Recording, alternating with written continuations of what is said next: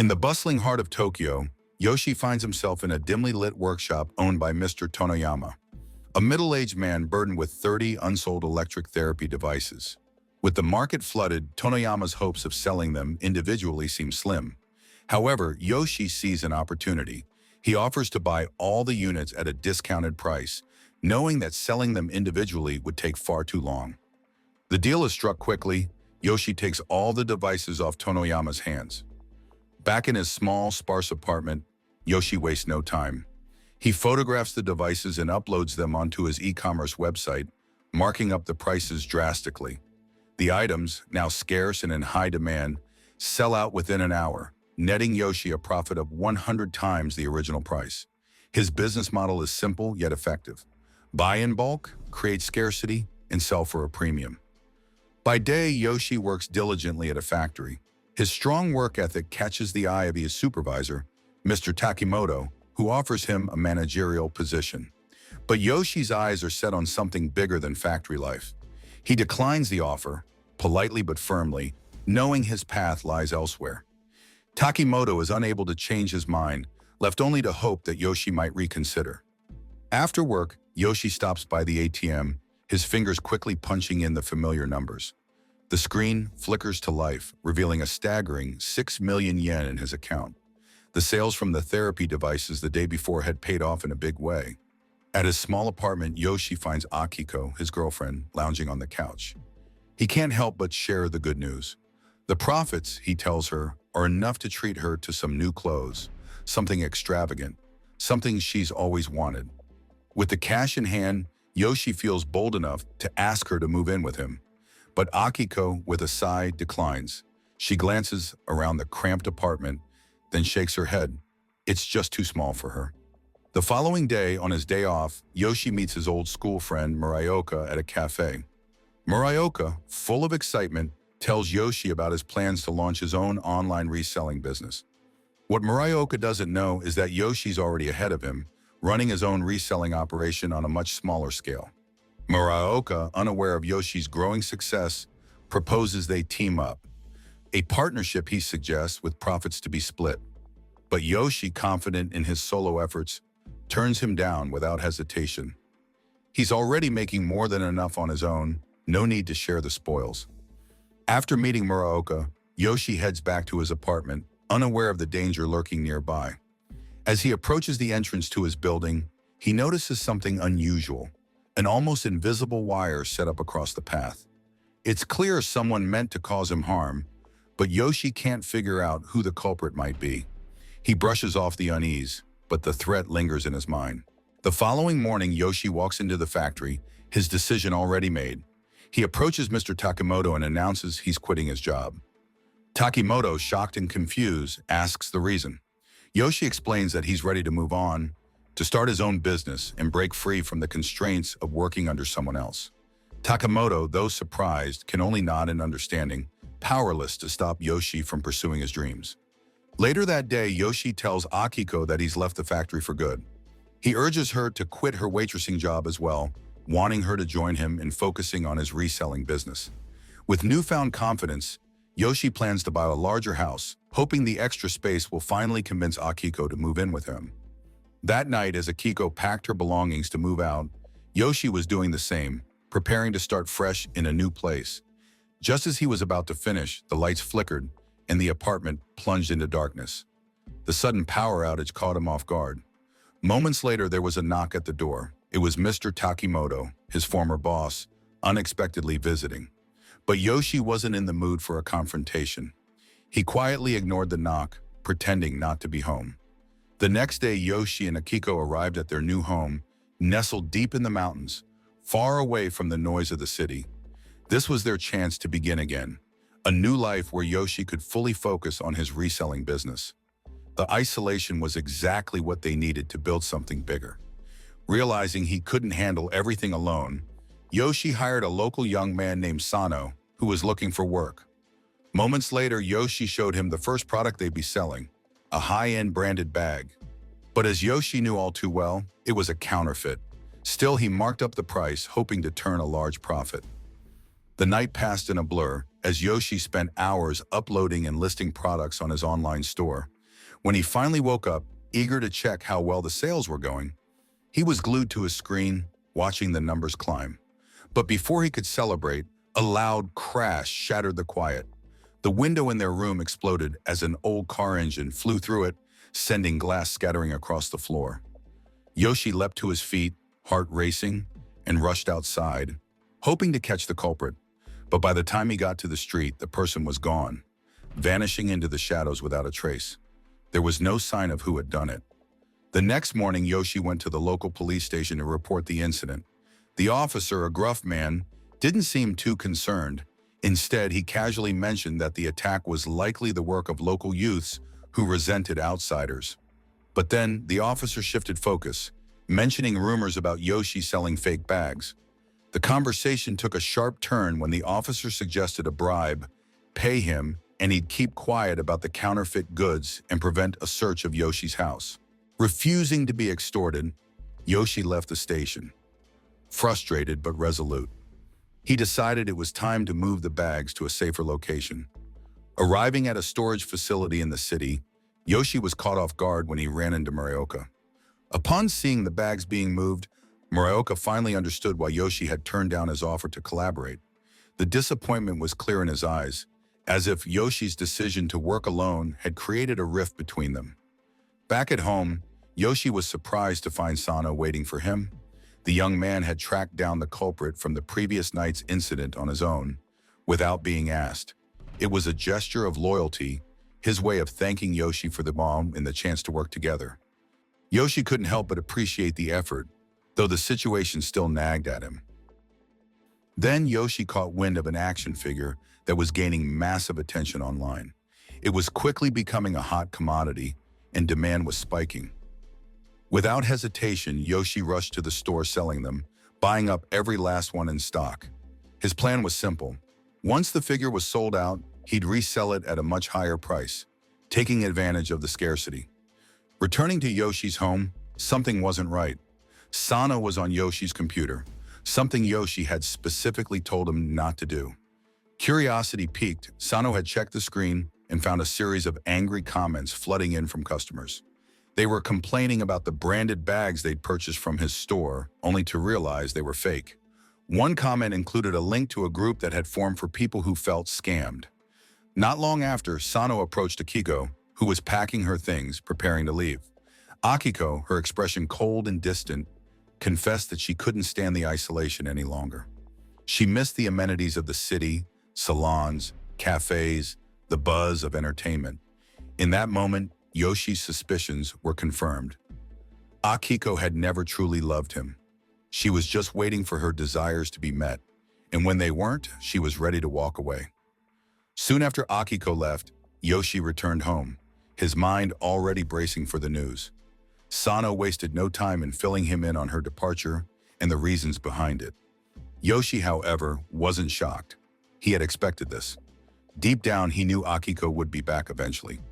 Shortly after, Yoshi sat down at his computer to check on his sales, but something felt off. His fingers hesitated as he noticed the browser history had changed. Someone had used it recently. Sano, looking guilty, confessed he'd used the computer to check the customer comments, hoping to help boost Yoshi's sales. He explained that it was a gesture of gratitude for the job Yoshi had given him, but Yoshi wasn't in the mood for excuses. His patience snapped. He fired Sano on the spot, unwilling to tolerate any further disruptions. The scene shifts to Amato, one of Yoshi's disgruntled customers, who is being ruthlessly beaten for reselling one of the counterfeit bags he bought from Yoshi's store. Fueled by anger and a sense of betrayal, Amato decides he's had enough. Determined to find the source of his troubles, he tracks down the online store and stumbles upon a link to the growing anti-Yoshi group. Without hesitation, he heads straight for their location, ready to join forces and exact revenge. Back at Yoshi's house, now completely alone, he focuses on selling action figures. But after hours of work, only one has sold. Frustrated and on edge, Yoshi stares at his computer screen, waiting for the sales to pick up. But the silence is broken when the door creaks open on its own. Startled, Yoshi rushes over to close it, only to find himself face to face with an unexpected visitor, Mr. Takimoto, his former boss, holding a firearm. Takimoto steps into the room and the tension is palpable. It turns out he's been secretly working with the anti-Yoshi group, nursing a deep grudge ever since Yoshi quit his job at the factory. Takimoto had tried to visit him before, but when Yoshi ignored him, he saw it as an act of contempt. Now, with a gun in hand and fueled by resentment, Takimoto is ready to make Yoshi pay for what he sees as an insult, and he's not alone. He's brought the full weight of the group with him. Moments later, the group arrived, faces hidden behind masks, their mission clear: capture and torture Yoshi.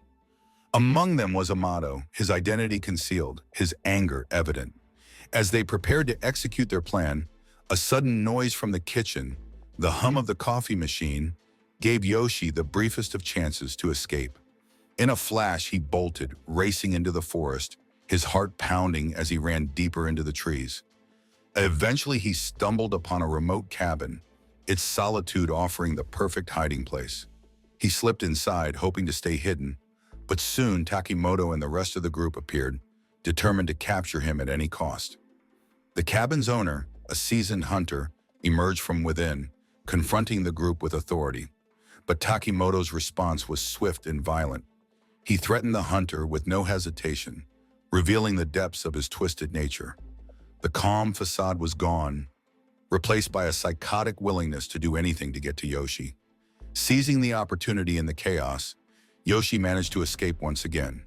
He ran back to his home, desperate to retrieve his most important possessions before the group caught up with him. Upon entering, he found Akiko unexpectedly back, frantically searching through his things. She seemed anxious, but there was no clear reason for her return.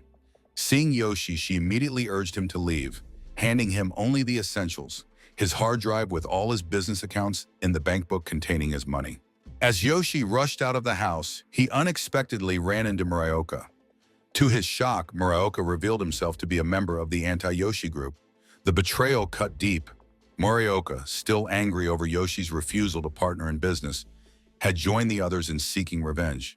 Before Yoshi could react, more members of the group appeared surrounding him. In the chaos, Yoshi was knocked unconscious and carried toward a car.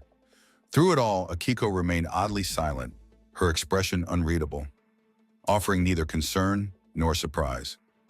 The scene shifts to Sano, now meeting with a man from a notorious criminal syndicate. It's revealed that Sano had once been part of this world, but had left it behind long ago. Now, driven by the bitter resentment of being fired by Yoshi, Sano seeks their help.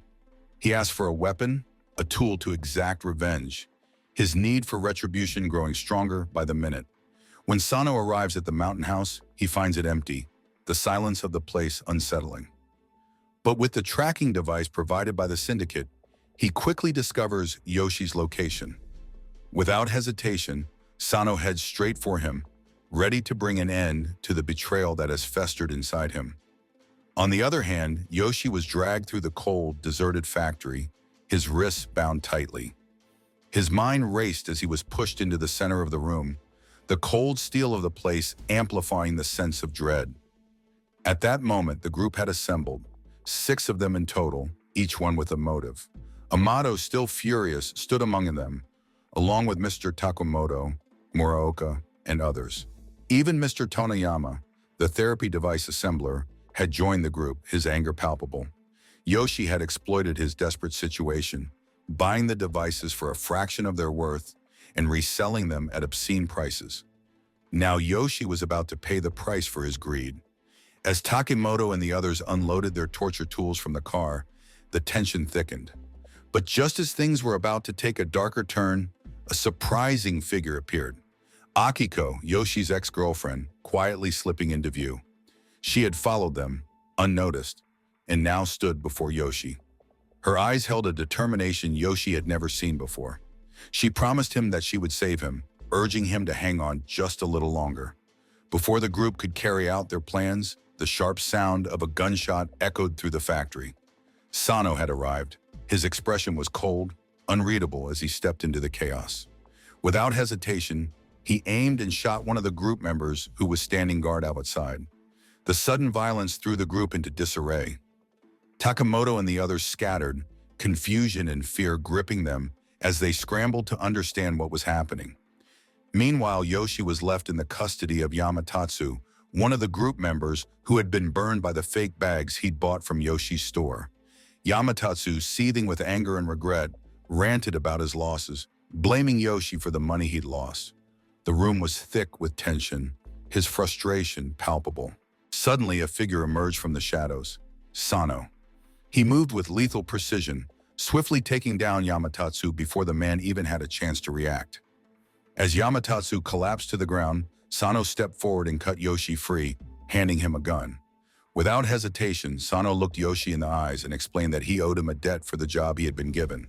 He'd promised to help when Yoshi needed it the most, and now was that time. Sano's plan was simple but effective. Using his experience, he outsmarted and neutralized Mr. Tonoyama, the man responsible for the therapy devices. The factory erupted into chaos, but Sano remained calm and methodical. In the midst of the chaos, Yoshi found himself facing an impossible choice. Mr. Tonoyama was cornered, and there was no way out.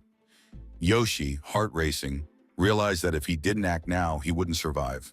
With no other option, he raised the gun, steeling himself for the moment that would define everything. As Yoshi and Sano stood over Mr. Tonoyama's lifeless body, the factory's atmosphere thickened with tension. Amato, panic overtaking him, bolted, desperate to escape the escalating violence. But Mr. Takimoto, cold and ruthless, wouldn't let him go. In an instant, Takimoto ended Amato's life, his actions swift and without remorse. With only Takimoto and Muraoka left, the stakes grew higher. Yoshi and Sano knew they would have to face Takimoto, armed with a double-barrel shotgun. Sano, relying on his past experience with the syndicate, quickly assessed the situation. Takimoto would need time to reload, and in that moment of vulnerability, they had their chance. The silence of the factory was broken by Takimoto's final scream. Muraoka, realizing he was now completely alone, scrambled to escape. He raced to a car trying to flee, but Sano was already closing in, determined to stop him. As Muraoka retreated back into the factory, Sano pursued him but was caught in a trap. Muraoka, desperate to maintain control, threatened Sano's life. In that moment of peril, Yoshi arrived just in time, taking a shot that rang out through the factory. The bullet struck true, saving Sano and putting an end to Muraoka's escape. After the brutal ordeal, Sano's intent to kill Yoshi evaporated. Instead, he owed him his life. Sano, now deeply indebted, promised to call in favors from his syndicate contacts to clean up the aftermath, ensuring Yoshi wouldn't face the consequences. He handed over the hard drive he had taken from Yoshi's home, a tangible sign of his shift in loyalty. When Yoshi asked about the action figures, Sano revealed the good news. Yoshi would make around 10 million yen in profit from the sales. Just then, Nakiko arrived, her face etched with concern. She expressed her worry for Yoshi's safety, but unbeknownst to him, she was holding the gun she had taken from Mr. Takimoto, now dead. Without warning, she pointed it at Yoshi and demanded his bank book. The tension in the air was thick, but before Akiko could act, a shot rang out. Sano, positioned to the side, had fired, and Akiko fell, lifeless. It was in that moment that the truth about Akiko came crashing down. She had never truly loved Yoshi. She had used him from the beginning. The wire that had nearly injured Yoshi earlier, the trap set that night, had been her doing, an attempt to steal all of Yoshi's hard-earned money once she learned of his growing fortune. Her malicious intentions were clear now. With the situation resolved, Yoshi and Sano drove off, heading into the unknown. The road before them stretched endlessly, symbolizing the grim state of the world around them. People, selfish and self-absorbed, blind to the damage they cause, were heading toward an inevitable, terrifying end. And with that, the story comes to an end. So the moral of the story is, if you're planning to sell fake bags and action figures for big profits, maybe don't do it in a factory full of people who are really good at holding grudges. Also, always check who's holding the gun. Your ex might be aiming it at you.